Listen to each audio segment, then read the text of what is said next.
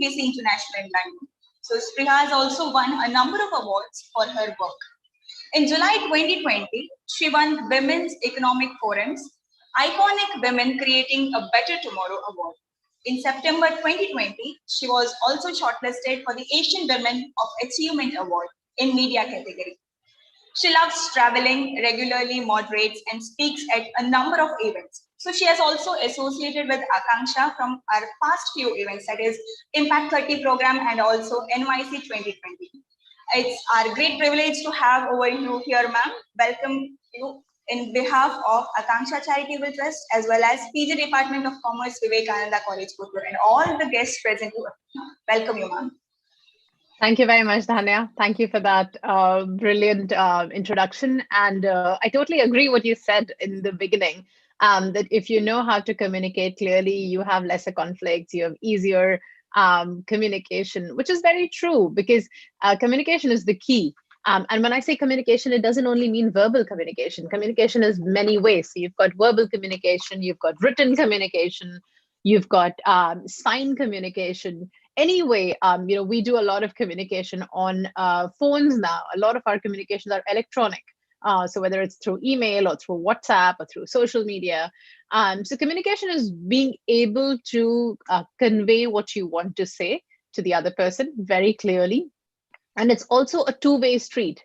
So communication is not just about, what I want to say and that's it, and I walk away. I need to listen as well. So it's speaking and listening. That's why I say it's a two-way street. So if I'm talking to someone, I would like to listen to you as well. So if I ask you a question, then the next point for me would be to be quiet and listen to what you're saying. So a good communicator is a good listener. A good communicator is clear with their thoughts.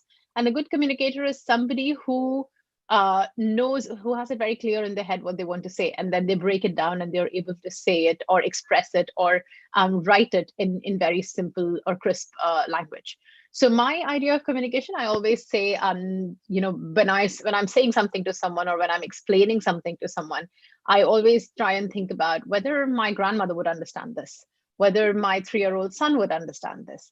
And then I always break it down in as simple a language as possible. I always use very simple language when talking. I'm not a big fan of using very flowery language or hiding behind very flowery language because I know big words, but I don't want to use them because I want to be as easy and clear in my communication with people. The clearer I am, the easier I am to talk with, the more I will be able to relate and the more I'll be able to talk to people. So I'm going to spend some time today with you guys just talking about this. And I also, I want to make this as sort of interactive as possible. So what we'll do is I'll spend some time talking about, communication, talk about various aspects of communication, and then we'll do some workshops where we'll, sort of talk to, do a one-on-one with some of you. And that'll help hopefully to understand. And if you have any questions in the end, we'll take it from there. So I'll tell you a little bit about myself to start with. My name is Spriha. I see a few familiar names, so I think some of you I may have spoken to in the last series. But my name is Spriha Srivastava. I've been here in London for about 13 years now. I'm originally from India, originally from Bihar, where I was born. And then I've lived in Delhi for a big part of my life. And then from Delhi, my father, who was in the diplomatic services, I was able to travel with him quite a lot. I think somebody, Ganesh, can you go on mute? If that helps. Thank you. So I went, so I was traveling quite a lot, which really helped. So my I remember first out of India travel was to a country called Trinidad and Tobago. Have you heard of Trinidad and Tobago? Anyone here? It's in West Indies. I'm sure you all know West Indies, right? The cricket team. So I went to Trinidad and Tobago when I was 13 years old. And I realized that's the first time I realized that the way I was speaking or the way I was conversing was very different from the way people in Trinidad and Tobago were talking. One, because of their accent. Two, because of the way they were talking, their language, their usage of words, their pleasantries was extremely different from what I had grown up with. So there was a little bit of sort of adapting to that. And because I went to school in Trinidad and Tobago for 2 years, I did my class 9th and 10th in Trinidad and Tobago. I realized the first week in my school, I just did not know who to speak with or how to speak their language, because even though they were talking in English and I was talking in English as well, I just felt very out of place. But then I also realized that if I don't adapt to this and I don't make efforts to understand what they're saying, then I'll not be able to make friends here. And two, I will not understand what they're teaching. I won't be able to understand the subjects because the teachers were talking in a different language. They were all talking in English, like I said, but their accent was very different. And that is what was very difficult for me to understand initially. And that was very fascinating, because I remember when we went from India to the US, we took the flight from Delhi all the way to the US, and from the US all the way to Trinidad. And I realized that accents were so different. In the US, people were speaking in a totally different accent. Then we went to Trinidad and Tobago, people were speaking in a totally different accent. And I realized, wow, I mean, every country has an accent of its own, and you start to understand that. The more you speak, the more you understand. Like the pronunciations as well are so different. So when I came back from Trinidad, I lived in India for a little while again, and then I came to London, where I did a master's in international journalism. And then from then on, I've been here. I started working. I'm a journalist. I run a newsroom here for Business Insider. And I have a team of about 40 journalists, and we cover all the day-to-day news that's happening around the world. And then I do a lot of these events because I love, as you can see, I love talking, I love communicating, I love talking about this, and I love doing these workshops because I understand how important it is to do this. The reason I know why important it is important is because growing up in India, I'm very similar to you all in that respect. Growing up in India, you focus a lot of your attention on day-to-day education. So you're studying, you're making sure you're really good in maths, you're very good in sciences, or you're very good in social studies, you're very good in English. But in terms of your day-to-day communication, we don't spend as much time. We do a lot of our time we spend is in within books, or writing, or just making sure we get through exams as quickly as possible. We don't spend a lot of time talking and communicating and debating and public speaking. And fortunately, it helped that I was always a debater in school. So I used to love going up on the stage and debating. I used to love going up on the stage and, sort of reading out the news. And that's why I realized that helped so much later on in life when I became a journalist, because every time there would be opportunity to present something, I'll be the first one to raise my hand and say, I want to do it. There'll be a question about who wants to present this. I'll be like, that's me. I want to do it. And then the more you do it, your teachers would always be like, okay, let's give it to Spriha because she's always doing it. The one question that I'm constantly asked is, are you scared of public speaking? Do you get scared when you're standing in front of 5,000 people? No, not really, because I think what I sometimes do, it is daunting when you go and stand and you see, oh my God, there are just way too many people here. I sometimes just close my eyes and I start to think about the thoughts that I have in my mind. I write it down. Before speaking anywhere, I have points written down and I try and just work on those points. So what I'm going to do now is I'm going to talk about a few basics aspects of communication. And I'll see if I can share this particular screen with you, because I really wanted to use this to talk about,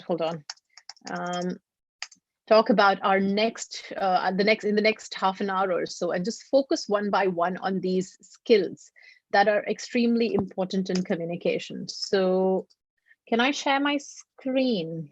Yes, you are co-host. Yep. You can share. Okay, there you go. Okay, there you go.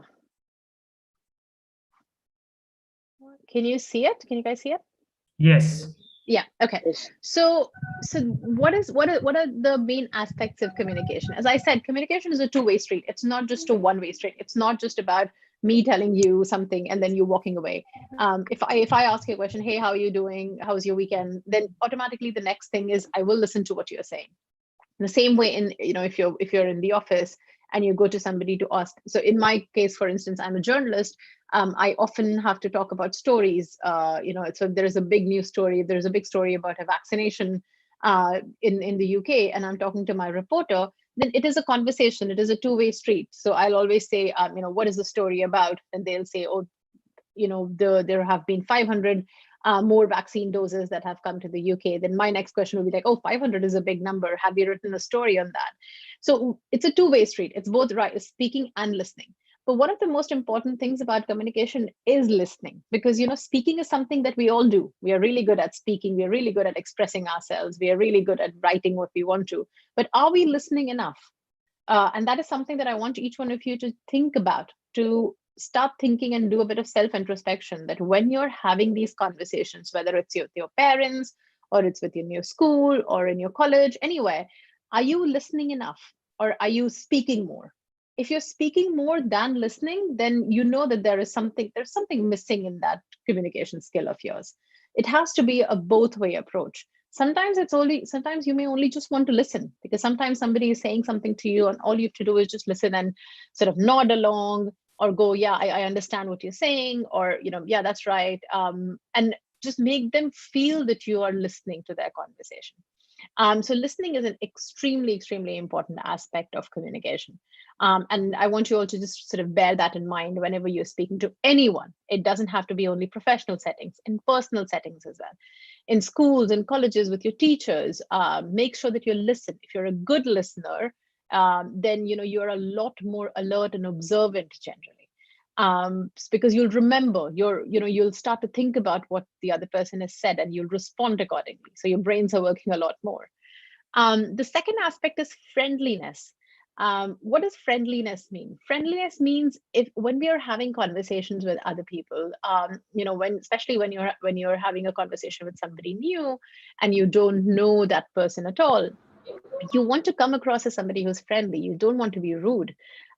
So one thing that I talk about quite a lot, and I talked about it in my previous communication skills sessions as well, is the concept of small talk, which is something that we do here in the UK so much, and I wasn't used to it before I came to London. So what is small talk? Small talk is when, let's say I'm meeting somebody and I don't know this person at all. So, my first question would be, hi, how are you doing? Did you, if they've come to my office, I'll be like, hi, how are you doing? Was the commute to the office okay? It's very hot outside. Have you, what did you guys get up to? There is something along those lines, something that sort of breaks the ice for the conversation a bit more. Or if you are meeting somebody on, after a really long time, then instead of getting straight to the point, you say, hey, how are you doing? What have you been up to? How's life? How has coronavirus been where you're staying? Is it getting better now? Is there anything that you've done lately that I don't know about? So just sort of trying to get that person a bit more eased in. And friendliness really helps in formal situations like job interviews, for instance, or university interviews, where you go in for a job interview. And if you, let's say you walk in for a job interview and the first question they ask you is, why do you want this job? You're anyway quite nervous as a candidate. So, you'll feel really nice if the interviewee is sort of making you a bit more comfortable.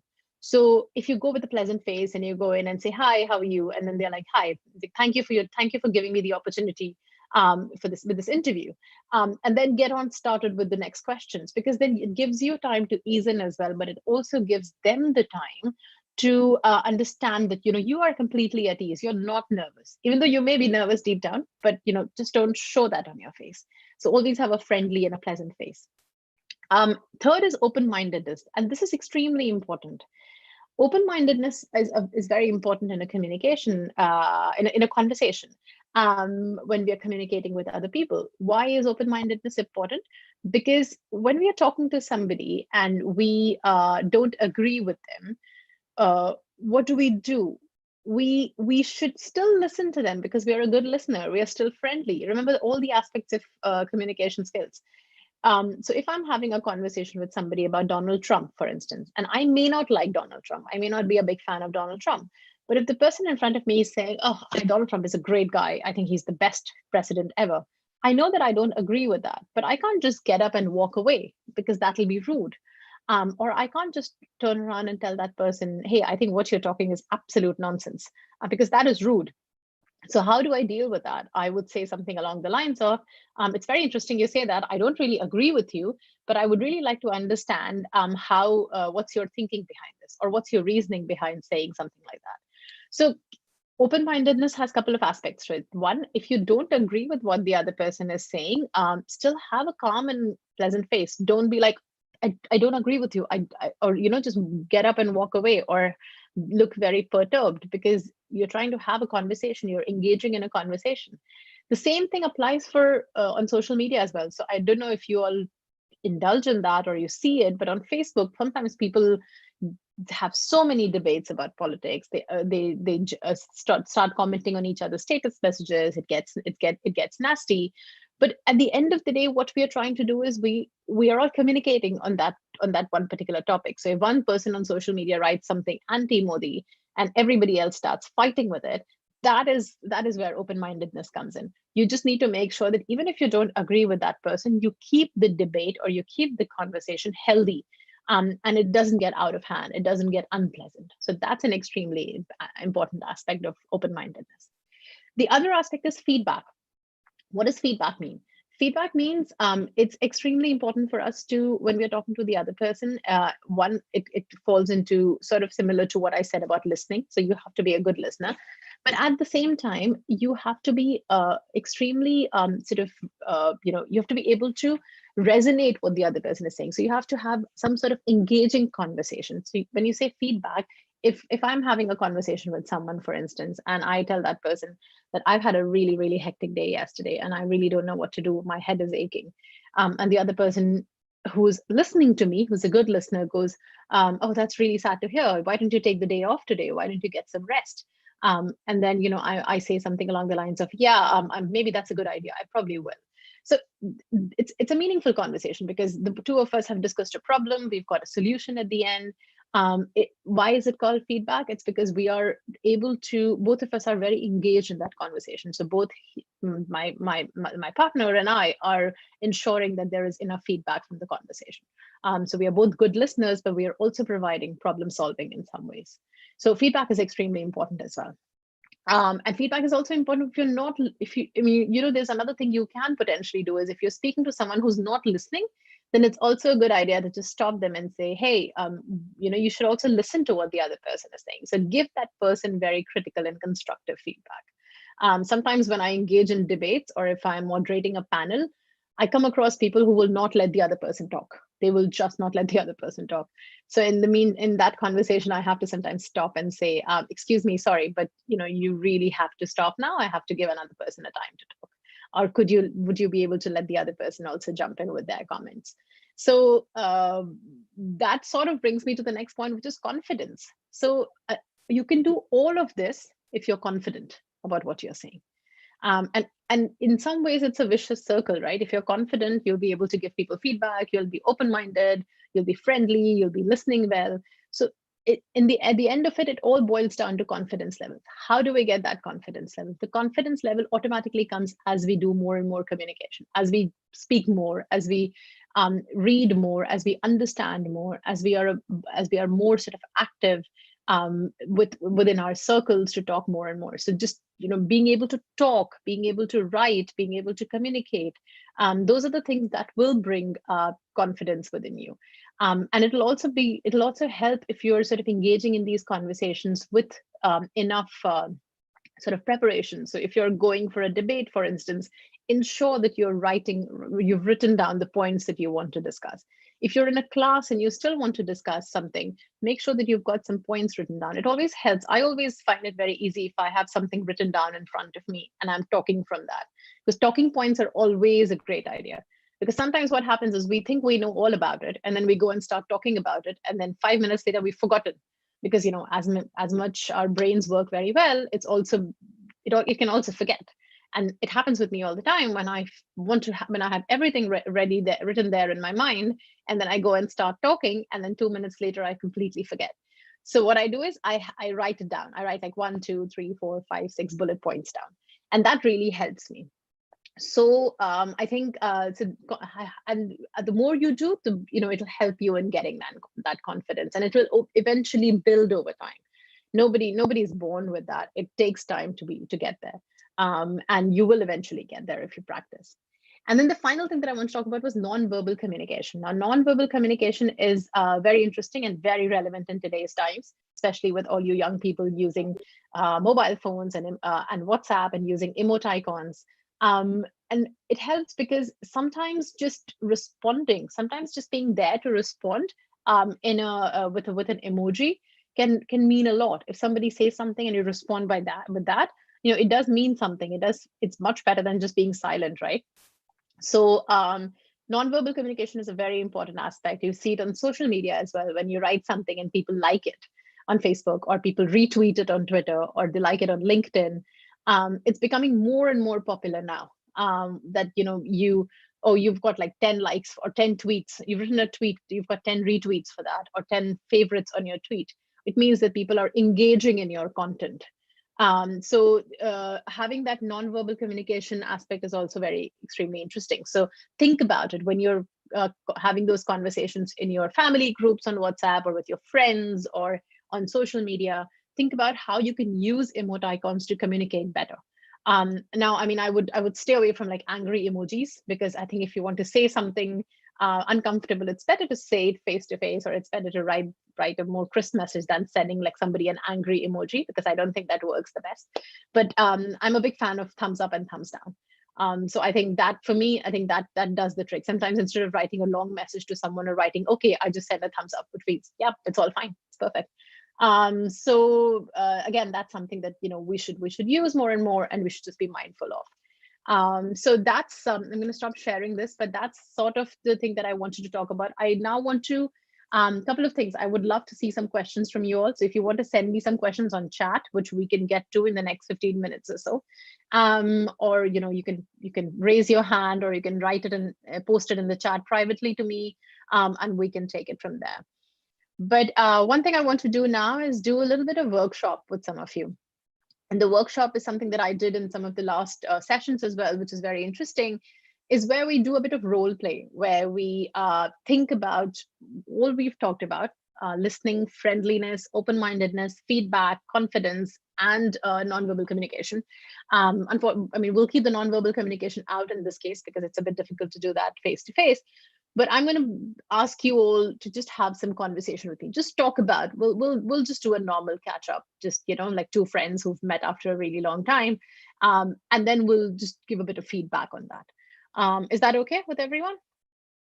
So I'm going to randomly call your name. Is there anyone who wants to volunteer to be the first person to talk to me? Ma'am. Hey, is that Kavana? Yes, ma'am. Okay. Hi, Kavana. How are you? I'm absolutely fine. How are you, ma'am? I'm good, thank you. Where are you speaking to us from today? I'm from Mangalore. Is that where you're based now? No, right now I'm in Bantwal, my hometown. Okay, great. And what's the situation like over there with coronavirus? Here it is like not around my place. It is not much, but outside there is. But now we have been habituated. Like we have been habituated to it, so it's not like affecting that much. Because I'm at home, so I'm not aware of that much what is happening outside. Only news. Okay, that's great. And are you enjoying staying at home? Somewhat. Is I'm cultivating a habit of reading books now. I didn't read it before, so now I'm reading, because classes are also from 10 to 1. So after that, I have free time. Okay, great. And what's the latest book you've read? It is by Khalid Hosseini, Thousand Splendid Suns. Oh, that's a beautiful book. One of my favorite. You should also read The Kite Runner, the next. Yeah, I'm thinking of it. But right now I have The Forest of Enchantments by Chitra Banerjee Divakaruni. That's great. That's great. It seems like you're having a good time. And are your parents home with you? Yes, they are home with me. So you're getting a lot of home cooked food, I believe. I am cooking, ma'am. You're cooking as well. That's amazing. What do you like cooking? I like cooking like traditional dishes of ours, and then anything like paneer kadai and everything. I'm learning now. That's great. I think we now know where we can have our next Akanksha Trust session. Yeah, sure. Yes. And ma'am, your accent is just fabulous. It just blew my mind. Oh, thank you. Thank you. It is, it's just staying here for 13 years over a period of time and talking it over and over and over. So I don't have a British accent. I don't have an Indian accent. I'm somewhat in between, which I think is very funny, because when I go to India, people say your accent is so different, and they say you've got a British accent. But when I sit here in the UK, that they say your accent is very different, and I say, yeah, got somewhere in between. So I think it's just a period just because of just talking over and over because of my profession. But I'm glad that you found it good. Yeah, ma'am, it's beautiful. Thank you. Okay, that's great. So I really enjoyed talking to Kamana. It was so nice. I think I got to know a lot about what she's doing, but just one piece of feedback there, Kamana. When you're talking to someone, ask questions as well. So make it a two-way street. So Yes, I asked you lots of questions, but you didn't really ask me much. So maybe when we are talking, just ask questions from the other person. But otherwise, it seems like an interview, right? If you know what I Yes. mean. So when Yes, when I ask questions like, so what are you, how's coronavirus your side of town? And you say it's pretty good. So and so the next question should be, what about you, where you are, how are the cases over there? Or, you know, when I say, do you cook, say, what about you? Do you like cooking as well? Or what's your favorite food? So make it a two-way conversation. Always, always, always. Just remember that in your mind. When you're having a conversation with anyone, make it a two-way street. Otherwise, it'll feel like an interview, and eventually it may put off the other person thinking, well, I'm the only one asking questions. So make it a two-way street. All right. yes, ma'am. Thank you so much. It was nice problem. talking to you. Yeah, same here. Lovely speaking with you. Enjoy the food. Let's go to another person. Any more volunteers? Hello, ma'am. Hello, ma'am. Hi. I'm Dhaneshri. I want to also. Yeah. Hello, ma'am. Hi, Dhaneshri. Hi, how are you? I'm fine, ma'am. How are you, ma'am? I'm good, thank you, Dhaneshri. Great to speak with you. You have a lovely name. What does it mean? It means gratefulness, ma'am. Oh. Can I know the meaning of your name also? Yeah, my name is Spriha. So Spriha is from the Bhagavad Gita. It means deep desire fulfilled. So my parents wanted to have a daughter because I was the first girl in the family. So everybody had a deep desire to have a daughter. So when I was born, they named me Spriha. So yeah, the legacy has stayed on for a long time. But yeah. Where are you based, Dhaneshri? It's a coincidence, ma'am. I'm also an eldest daughter of my family. That's great. That's great. I'm Do you from have any Karnataka, siblings? Shimoga, ma'am. Okay. Do you have any siblings? No, ma'am. I'm a single girl. No, That's ma'am. great. Okay. Okay. How is it being single? Ma'am, I wanted to have, it's pretty good, ma'am. Sometimes I feel like You're breaking up a little bit, Dhaneshri. You're breaking up a little bit. I can't hear you very well. Sorry, ma'am. Can you hear me now? Yeah. It's perfect. Go on. Yes, ma'am. It's pretty good. I'm good. Like, I don't feel, when I was small, I used to feel like I'm single. I want some sibling or something like that. But I consider my parents as my sibling only. They're looking after me very nicely. So I don't feel that single. That's great. That's really nice way to think about it. I have a question for you. Yeah. Go on. Okay, ma'am. No, ma'am. You tell me the first, then I'll ask my question. I was saying I have a younger sister, and we grew up together, and she's 3 years younger to me. So I've never really. I mean, I think I'm a little bit like you. Like when I was much younger, I wanted to be alone. I didn't really want a sibling because younger kids are so annoying. But when we grew up, I realized that it's so nice to have a sibling. So I think I'm sort of reverse in to your case. No, ma'am. It's like I also like siblings, but I consider my juniors and seniors like wherever I feel, I consider them as my siblings only. So I don't feel that much lonely. My college seniors, they all consider me as their own sister. So I also consider them as my own sister and consider I'll treat them as my own siblings. So I don't feel that much alone now. That's great. That's great. Go on. You had a question for me. Yes, ma'am.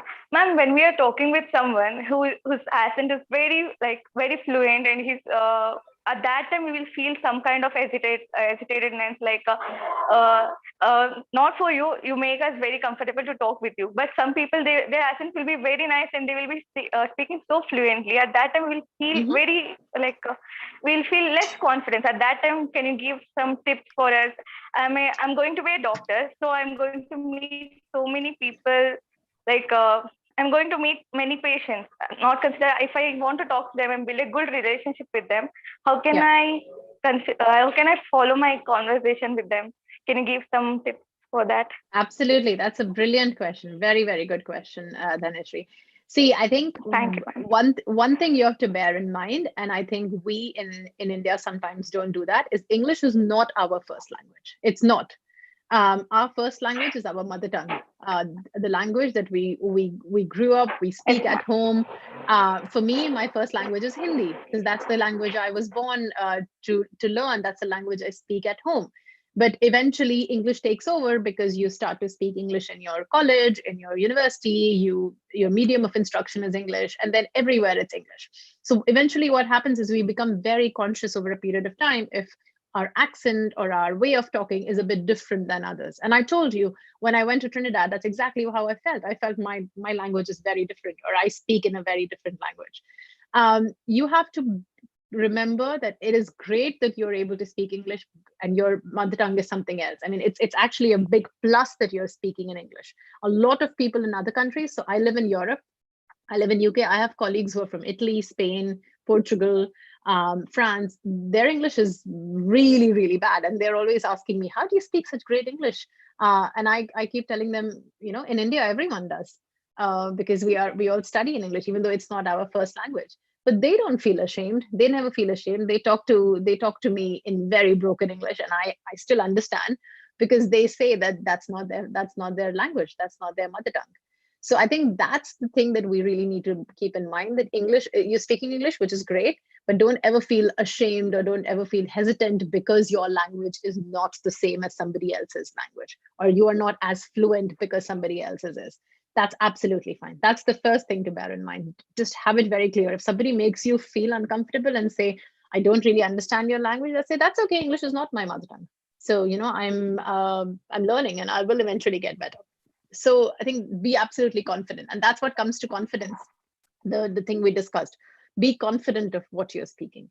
Second thing is in terms of being fluent and being sort of being easy to talk to, you're going to be the doctor. So if you have a patient in front of you and they have to listen to you, they will listen to you no matter what you say. If you're my doctor and I don't care how you're speaking, whether your accent is not something I understand, I will make an effort to understand you because you're my doctor. So a couple of things to bear in mind. Talk slowly. Get your thoughts together and talk slowly. Break it down. Don't rush into speaking. Sometimes what happens is we've got so many things in our mind, and when we try and talk, it doesn't come across exactly as we want it to. So go very slow. And while you're making these comments, while you're slowly talking, start thinking about the next thing that you want to talk. So why slow talking helps is because it gives you a bit more time to think about your next sentence or to think about what's the next thing you want to say. So if I want to tell my patient that I think you're doing fine, but I think we need to take a few more blood tests to just ensure that this is absolutely okay and your levels are fine.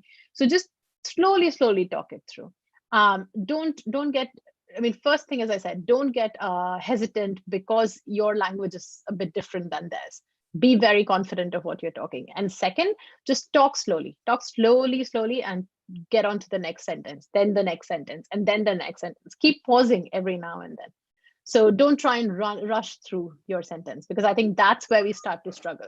If we are rushing, then we're always like, okay, what do we say next? What do we say next? So just be very slow as you talk along. Does that help? Yes, ma'am, it helps a lot. Thank you very much, ma'am. No problem. Okay, so I think the conversation with Dhanashri was a lot more sort of two-way. So I think let's keep doing that. Let's do a few more, and then I'll open it for questions. Oops. Good evening, ma'am. Hi, ma'am. Hi, Diksha. And okay, so let's do Diksha and then go to Dilnawaz. Yeah. Good evening, hi, ma'am. Diksha. Hi, how are you? I'm fine, ma'am. How are you? I'm good, thank you, Diksha. Where are you based? I am from Puttur, ma'am. Okay, Puttur. And what do you do, Diksha? I'm pursuing my MCom right now. Okay. So, What do you plan to do after? I don't know actually. That's my problem. And, ma'am, can I ask you one question? Yeah, go for it. Ma'am, actually, my problem is I know how to speak, but Yeah. when I see that the other person knows much better, and when he uses some big words, and I feel very nervous at that point of time, and even now I feel very nervous, and and I don't know how to overcome from it, and I Yeah. really need help. Yeah. I mean, first of all, well done for actually accepting that and talking about it, because it's very difficult to do that. Um, I said something at the beginning of my conversation. I never use big words, and I don't think anyone should use very big words, because I think hiding behind big words is not really the best thing to do. If you're able to express yourself in the simplest and the clearest words possible, you're really being able to get to that other person. So don't let people who are using very big words make you nervous, Diksha. I think you've spoken to me just now, and you've expressed everything that you wanted to say in very simple language and very clear language. I've basically understood everything that you wanted to say to me. So I don't see why you should be nervous about another person. If they make you feel nervous, then just take a step back and just think about what is it that they're making you nervous about. If they're using really big words, you continue to use your normal words. You continue to be as clear as possible, because it's more important for you to be clear with your language and clear with your communication, as opposed to trying to use big words that you don't understand, if that makes sense. One, that. And second thing, I mean, you'll always have people like that. You'll always have. But as you speak more and more, as you prepare more and more, these things will get better. You will eventually overcome. The one thing that I used to do quite a lot, and it helped me, was I used to talk to the mirror before every debate, or every public speaking thing that I would have. So I would prepare, then I would close the door in my room, go stand in front of a mirror, and just look at myself in the mirror and talk. And just talk sometimes, just talk generally. Hi, how are you? What are you doing? Let's talk about this topic. Or I would do some things like just a minute. Just a minute would be like 1 minute sessions where I would just take a topic and talk about it. So for instance, I'll talk about coronavirus, and I'll just look at the mirror and talk about coronavirus for 1 minute, everything that I know. The reason it helped was, one, because I was looking straight at myself when I'm talking. And it really helps your confidence level when you're looking straight at yourself. You can see what your facial expressions are. You can see if you're being nervous at all. And there's nobody around you to judge you or to give you any sort of feedback. So it's just you. So I would highly recommend those sessions for everyone. I would highly recommend trying to do that. The second thing I would recommend is writing, because sometimes what happens is we are very good at writing, but we are not as good in talking, or the other way around. Some people are really good at talking, but not very good at writing. So if you're able, it's about sometimes just getting your thoughts together. So maybe at the end of every day, just write one page on anything you want, whether it's about your day, it's about something that you witnessed, it's about a topic that interests you.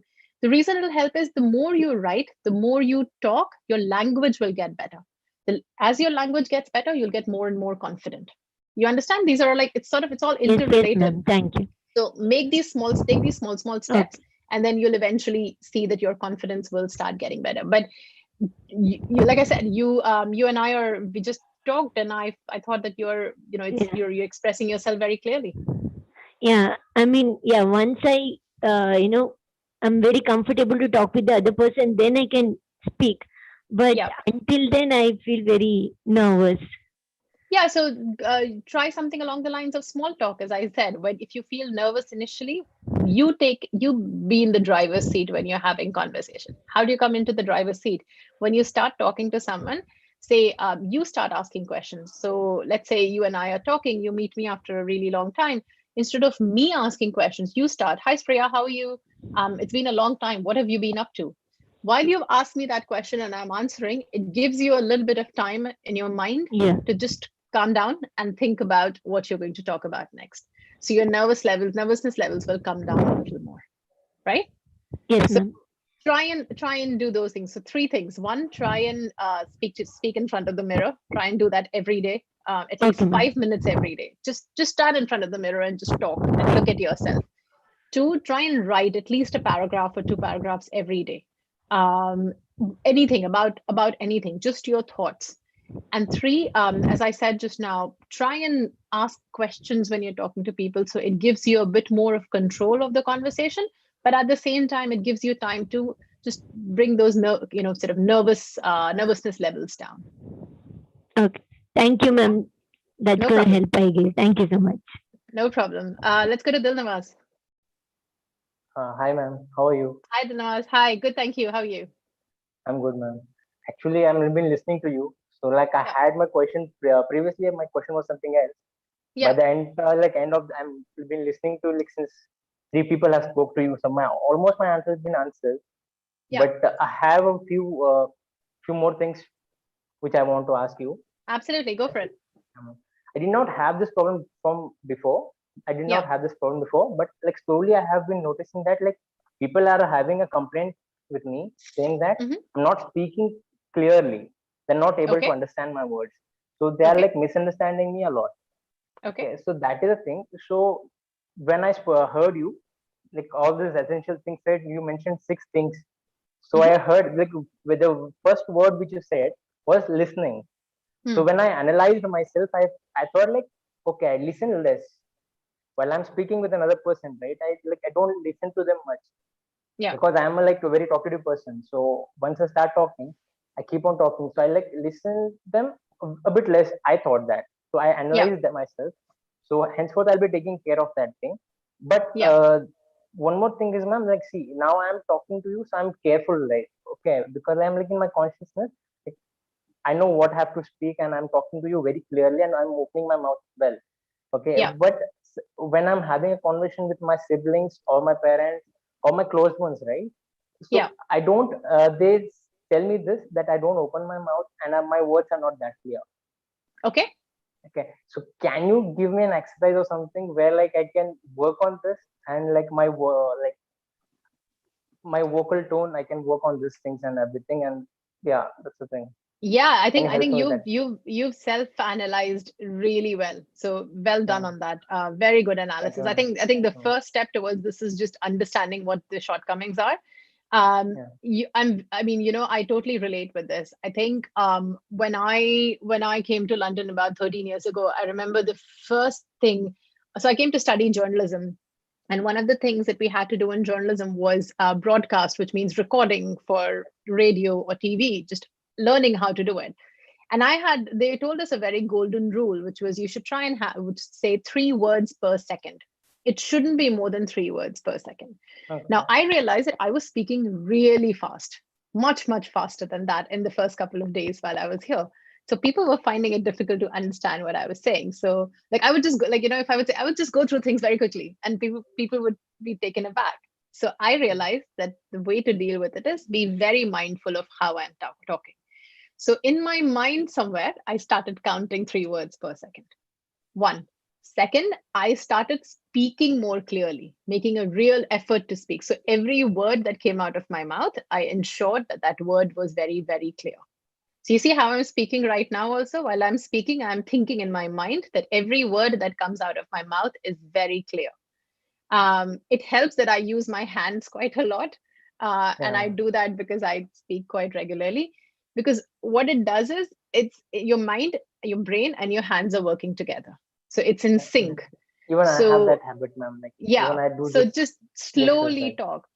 And I know that you said that when you're talking, when you're thinking, you talk clearly, but with your parents and siblings, these things just go out of the window, which is very natural because you're in your comfort zone. But if you're doing this exercise, if you're really working towards something, do the exact same thing at home as well. Tell your parents, tell your siblings that from now on, you're really going to work on your speaking skills, on your communication skills. And so when you're talking to them also, talk slowly. Make sure that every word that you say is very, very clear.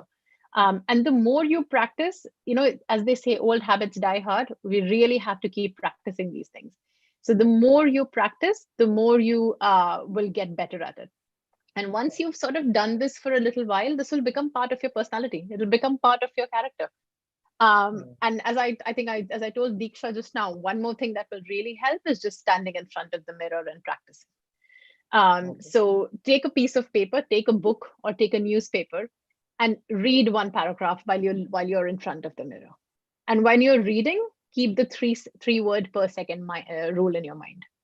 So don't rush through it. Slowly read through it. Slowly think about it. And once you do more and more of this, like I said, your mind and your hands and your mouth will all be in sync. So when you're yeah, talking, you'll realize that actually I'm making a lot of sense. And then you can, eventually either go faster or go slower, depending on what you're talking about. So if you're talking to in an interview, for instance, and you're presenting yourself with, about what you're doing, you can bring it down, the pace of what you're talking. You can be slower because you're trying to talk to the other person. And then you hit the nail on the head with listening. You're right. If you are not a good listener and you're in a hurry to get what you want to say out, then you will eventually have that problem where you're just trying to get everything out of your mouth very fast. So just have that patience. If somebody is saying something, just nod along, and then when you have the time, then slowly work towards what you want to say. Yeah, I'll do that, man. Listening thing is like, I am a good listener, but sometimes what happens is like when I listen to them at a moment, like I'll listen to them for a moment. After that, once I start speaking, I make sure that like somewhere my point has been like convinced. I'm like that kind of person. So that was been like kind of affecting me a bit. No, I completely get that. It was not before, but eventually it has been developed. I don't know. It might be because of this lockdown or everything, or like I don't know. I've been suffering like a bit from that. And you're absolutely right in working towards it. It's good that you've identified, because sometimes what happens is we don't identify. We have people around us telling us, and then we start to think that something is wrong, but it's not wrong. Whatever you've just said is very, very easily sorted. It can be very easily fixed. It's just making sure that you're taking those steps towards it, as I said. So, start, like I said, start having that exact same exercise with everyone, whether it's your friends or your parents or your siblings, and tell them that you're working towards towards improving this. So they'll also be more mindful of when you're talking, and just genuinely keep it in your mind that every time you open your mouth, you speak slowly. You think and speak. You try and have that 3-second rule, 3 words per second rule in your mind. And then do a bit more of practice when you're looking in the mirror. I think that will really, really help you. Sure, man. Thank you so much, man. Cool. No problem. No problem. All right. Anyone else? I saw a few people raise their hand. Anyone else? Any more volunteers? You can pick one. Ma'am. Okay. Oh, there's someone. Yeah. Can I speak? Hi there. Hi, Dhanya. Okay, ma'am, added to what Dilnawaz said, like sometimes I have some thoughts in my mind, and when I put it out, it comes out to be something else. Like I sound out to be something different. So is it because of the problem of vocabulary, or is it because of being less mindful, or I don't know. I think it's very natural. It does happen. It happens, like I said, it happens with me so many times when I have something else in my mind, and something else when I try and talk about it, totally something else comes out, and I'm like, that's not what I was thinking. Yes. But I think how I have started dealing with it is I write it down. So when I have something in my mind, even before I go for that conversation, so there are 2 kinds of conversation. One is, of course, if you're preparing for a bigger conversation, if you're going to talk to your friend about something, or your teacher, or somebody in your office, and you want to talk about 1, 2, 3, 4, 5 points, it's better to write them out on your phone or on a piece of paper. So when you're talking to that person, you stick to the structure of what you're going to talk about. The second thing is, during a conversation, if you have something in your mind and you feel that this is what you want to say. So let's say you and I are talking about, I don't know, the vaccine rollout in India, and you want to tell me that the situation is really good, it's getting better now, so much better. You have all of these data in your mind saying that the government is vaccinating 20,000 people a day. But when you're trying to talk to me, all of these numbers are just suddenly vanished up in the air because you're a bit nervous. And then suddenly you think, oh, what was I going to say? If that kind of situation occurs, I think there are 2 things you can do. One is I call it the pause.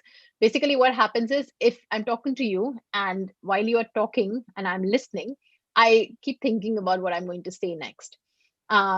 When you finish talking, I'll take some time to think about what next to say, because this is all new. So I'll be like, that's very interesting.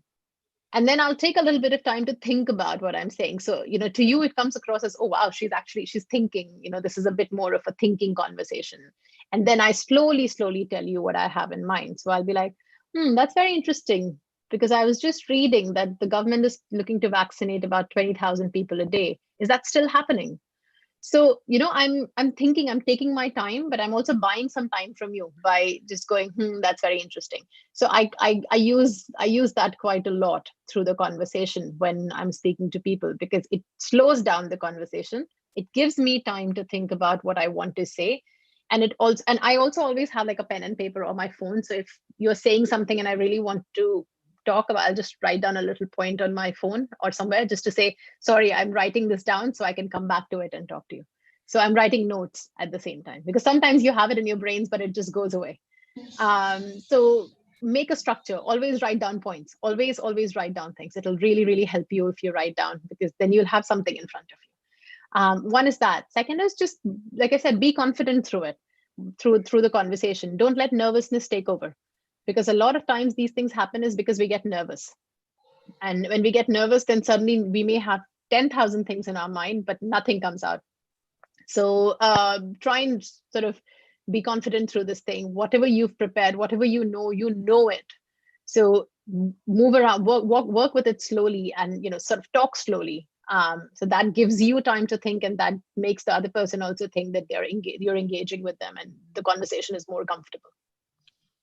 Yes, thank you, ma'am. The session is going really well. Thank you, no problem.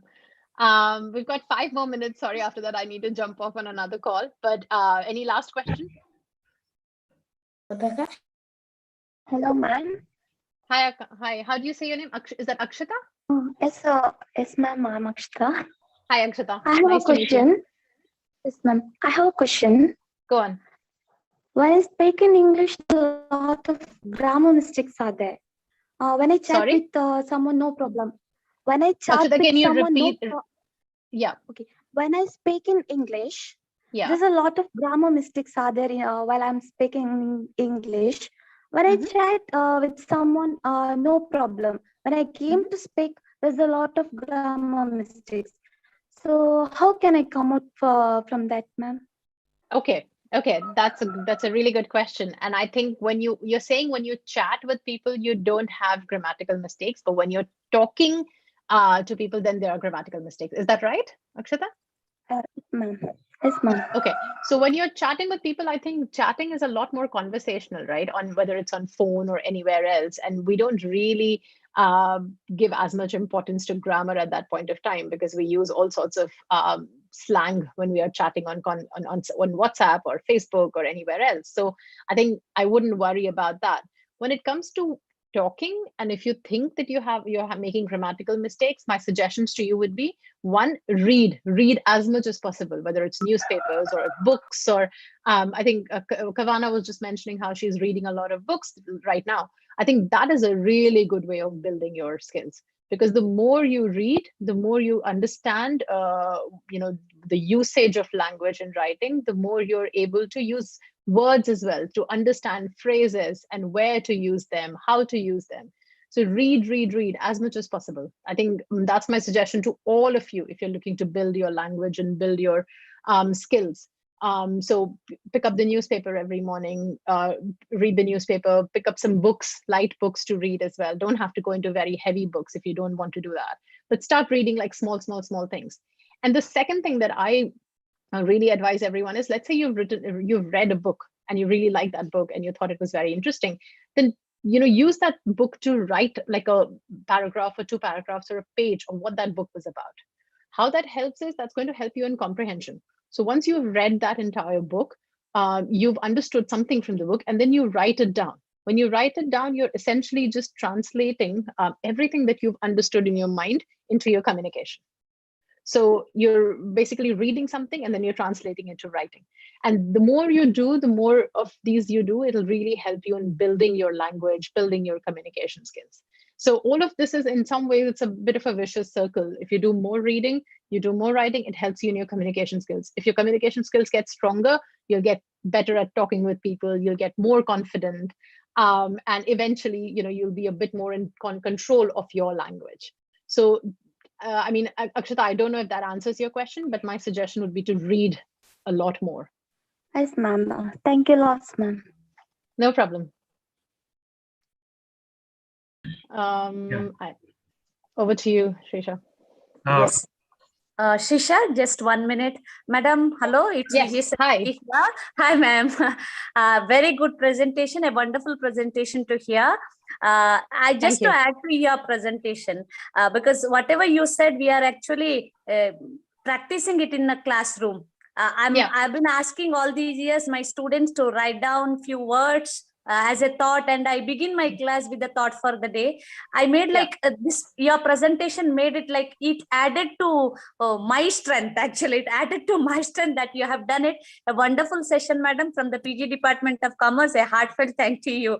Thank you very much. That's great. It's great to know that you guys are doing it, because I think that's where it all begins. For me also, it started in school and colleges, and I had really good teachers who helped me with understanding, with sort of encouraging me to go up on the stage and say thought for the day or write something. So I think it all starts. So you guys are doing exactly the right thing.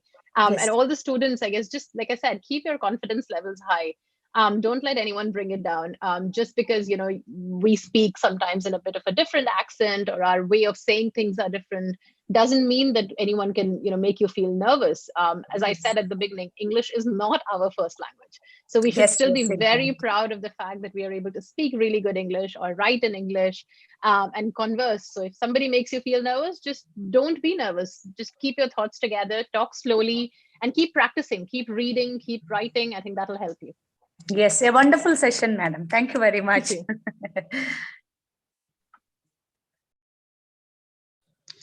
Yeah, can we close the session, sir? Yes, because it's already 5. Yeah, yes, sir. Thank you. Greatness lies in simplicity. This word, this thing perfectly suits you, ma'am. This is what I have found, and I hope rest of the people in the meet is also finding this. So being insiders with executive editor also, we have found you as someone close to us. So that's what I'm really happy about today's session. Thank you so much for providing us various insights regarding communication and networking. Thank you so